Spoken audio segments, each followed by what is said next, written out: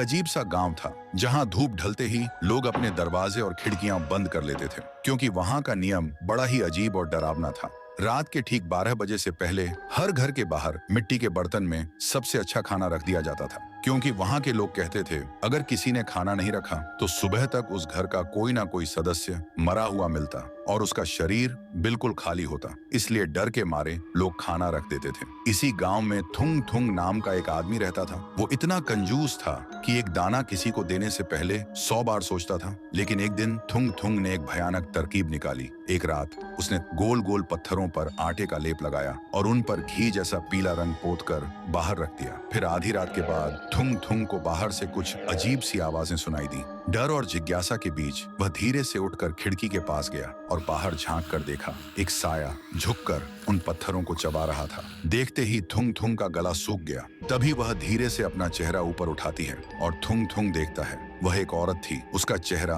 बिल्कुल सफेद था और आंखें सीधा थुंग थुंग की तरफ देख रही थी। और फिर एक पल में ही वह बिल्कुल थुंग थुंग के सामने आ खड़ी हुई। थुंग थुंग इतना डर गया कि वहीं बेहोश होकर जमीन पर गिर पड़ा। फिर सुबह जब थुंग थुंग को होश आया तो उसने देखा बाहर थाली की जगह सोने के सिक्के पड़े थे। सोना देखते ही थुंग थुंग का डर गायब हो गया और उसकी जगह लालच ने ले ली। वह खुशी से पागल हो गया। फिर अगले 3 दिन तक वह रोज थाली में कंकड़, मिट्टी और पत्थर सजा कर रखता और हर सुबह उसे बदले में सोना मिलता। लेकिन चौथे दिन सुबह जैसे ही वह उठा, उसे महसूस हुआ उसके गले में कुछ अटका हुआ है। उसने जोर से खांसने की कोशिश की और तभी उसके मुंह से खून से सना हुआ सोने का एक सिक्का बाहर गिरा। यह देखते ही थुंग थुंग घबरा गया और तभी उसका पेट अचानक फूलने लगा, जैसे अंदर कुछ जिंदा हिल रहा हो। और अगले ही पल उसके गले को चीरते हुए उसके मुंह से पत्थर और सोने के सिक्के लगातार गिरने लगे। थुंग थुंग चीखता रहा पर रुक नहीं पाया। तभी उसके सामने वही औरत आ खड़ी हुई और धीरे से बोली,